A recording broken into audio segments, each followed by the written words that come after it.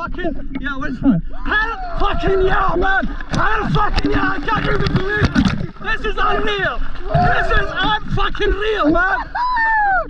My second Columbia!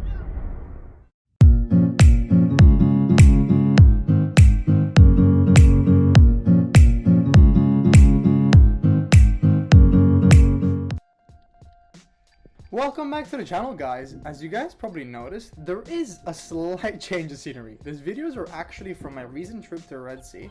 It has been a dream of mine forever to actually be able to go visit it and spear there. Of course, all of this could have not been possible without the help of my dear friend Salman and his wonderful friends and family. So I thank him so much. I'll leave his links down so you guys can go check him out. He's an awesome spearo, and I would love for you to guys show some support over to his channel. So thank you so much. Anyways, let's get on it.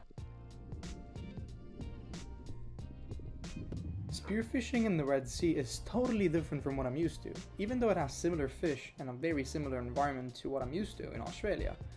The actions and the responses of the actual fish are way different to what I'm used to. This was actually my first dive of the day. I decided to dive near the structure but slightly on the sand, as I usually do in Australia, to see if some dusting and grunts would entice some predators to come in.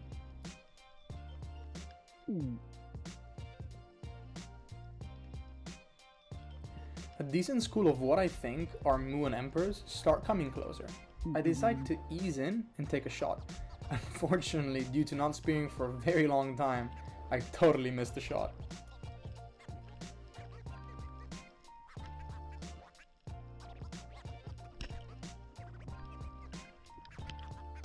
The Red Sea truly has some awesome coral life and some sick fish. Honestly, it is one of the best reefs that I have seen.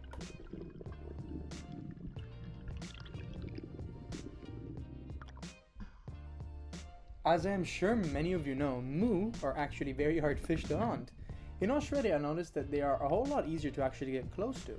I mean, compared to the Red Sea, it was practically impossible. Let's just say that for a whole hour, it was a big and very long cat and mouse chase. As much as it pains me to say, let's roll the clips.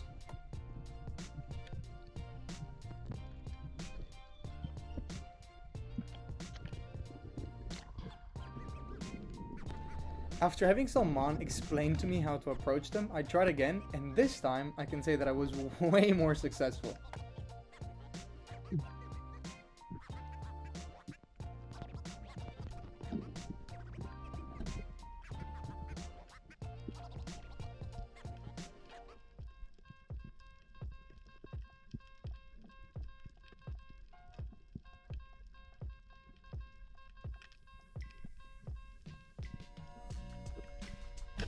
Unfortunately, the shot was very low, and that caused the fish to break off.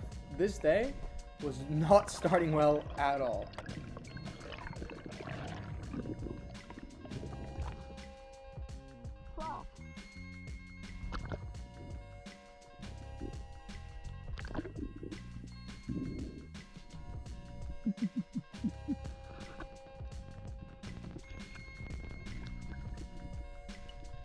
Thankfully, after a very well placed backup shot by Salman, I managed to finally land my moo and the first fish of the day.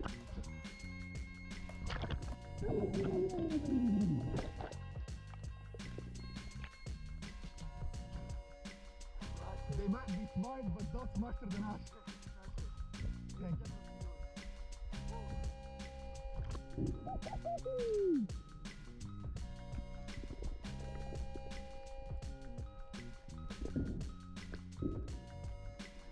After that slow start, the day started to get a whole more action-packed. Schools of moo practically everywhere. On this dive, I actually applied a mix of what Salman told me previously and some of my prior knowledge on hunting moo. So, as I dove down, I find a nice little hidden ledge and started the aspetto.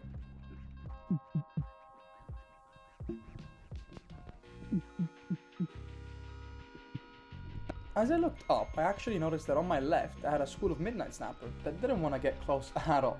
But, thankfully, under the ledge I noticed that there was a few moo that broke off from the school and came to check me out. So, I took a final lunge and took the shot.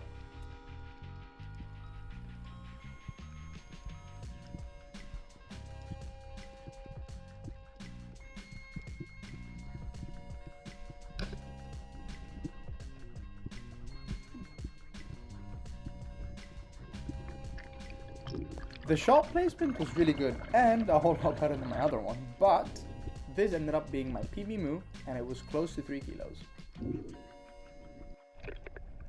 Out of the complete corner of my eye, I noticed that a grouper comes out of its hole and tries to make a run for it.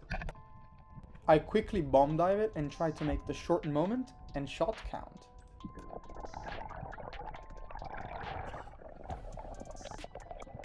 The excitement was high because I've been wanting to shoot a grouper for the longest of time. Unfortunately here in Australia we don't really target them, but in the Red Sea they're really tasty. I was super happy that this fish was actually harvested because it made a really good barbecue. Yes! Woo! Thank you, man. Good spot.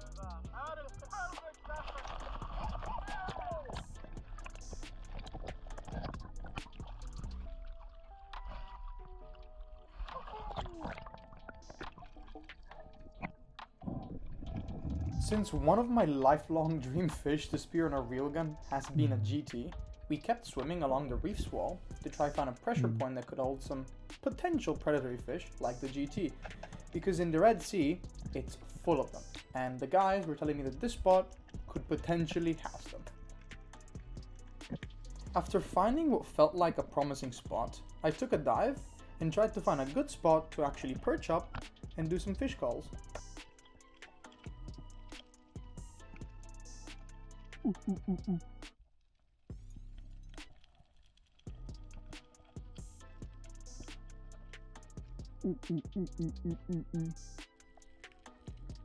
All of a sudden, the bait fish that had come in due to the calls freaked out, so I quickly turned me and my gun and I saw a massive GT charging in. I was caught off guard, so unfortunately I took a very rushed shot, which hit the fish, but it wasn't perfect. Since the shot was not a good shot and the fish was big, it just started to peel line. I was totally unsure if the shot even penetrated the fish, so I didn't want to put too much pressure on the line, risking the fish to rip off and die.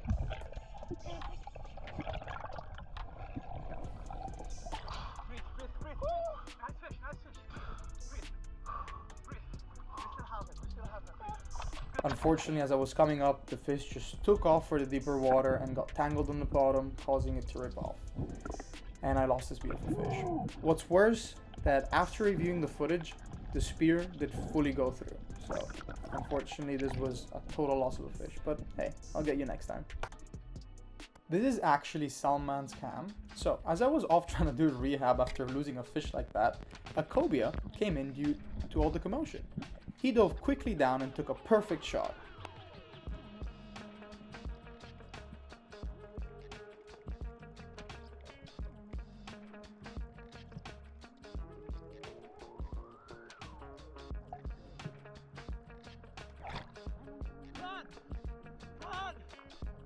He quickly noticed that the shot that he made was a little too high, so he quickly called me in, and I rushed over there, took a second shot, and we managed to land this beautiful cobia.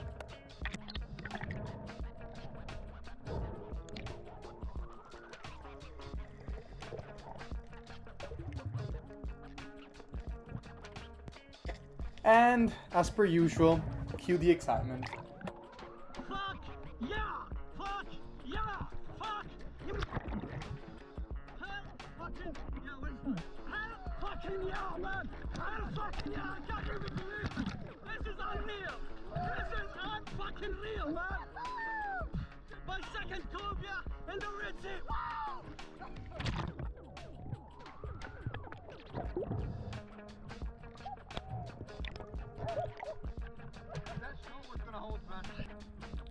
As we got more tired, we decided that it was going to be the last dives for the day, so I made sure to make this one count. We went back to the spots where I had previously seen a pretty small school of midnight snapper cruising around, but in the middle of them, there was one big standout fish.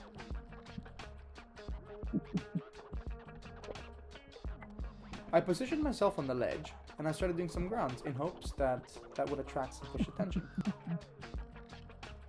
After a pretty long bottom time, they decided to actually show up, and thankfully, the first fish that was actually headed to me was the standout fish, so I slowly raised my gun and took a shot.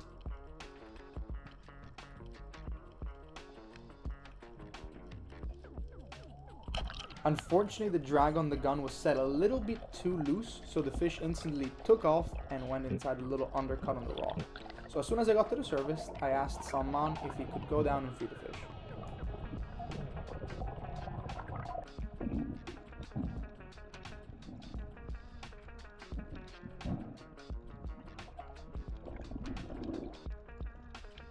Thankfully, after just one dive, the fish was in my hands, and what a beauty it was.